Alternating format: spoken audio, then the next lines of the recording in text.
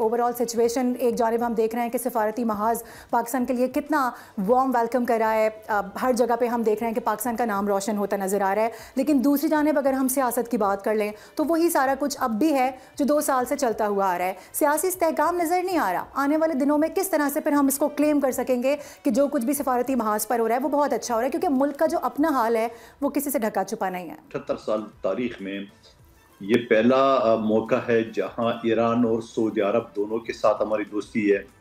यहाँ पहला मौका है जो रूस, चाइना और अमेरिका के साथ हमारी एक ही मौके पे हमारी दोस्ती है।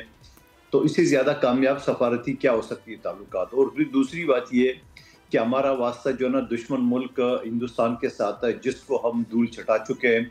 हमारे ख्वाजा पाकिस्तान ने, हमारे पाकिस्तान तमाम पाकिस्तानी कौम ने जहाँ एक मुक्का बन के उनके मुंह पे, मोदी के मुंह पे रसद कर दी है। लेकिन साथ साथ मैं ये भी कहूँगा कि यकीनन दुश्मन जो है ना वो हमारे खिलाफ हर जगह पे मास खड़ा करेंगे। जहाँ हमारे मगरब का जो बॉर्डर है वो डिस्टर्ब है, मशरक पहले से डिस्टर्ब था। तो ऐसी सूरत हाल में हमें जो ना एक जहती का इज़हार करना चाहिए।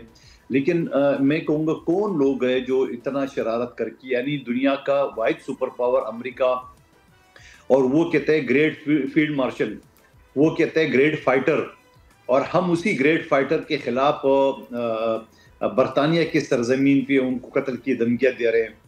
तो क्या पाकिस्तान इतने कमज़ोर मुल्क है जो बरतानिया से इन लोगों को वापस नहीं ला सके? क्या पाकिस्तान इतनी कमज़ोर मुल्क है जो बरतानिया को ये नहीं बता सके कि आपके सरजमीन पे हमें जो है ना वो कत्ल की धमकियाँ मिल रही है?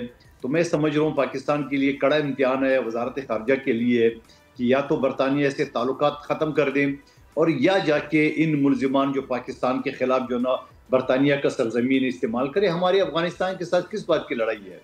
हमारे अफगानिस्तान पे इस बात पे लड़ाई है कि वहाँ टीटीपी जो है ना वो दहशतगर्द जो है ना वो अफगान हुकूमत ने पाले हुए, हमारे ये गिला इनसे, हमारे ये उनके साथ मुज़ाकरात है। सब्सक्राइब करें और बेल दबाएं ताकि कोई खबर रह न जाए।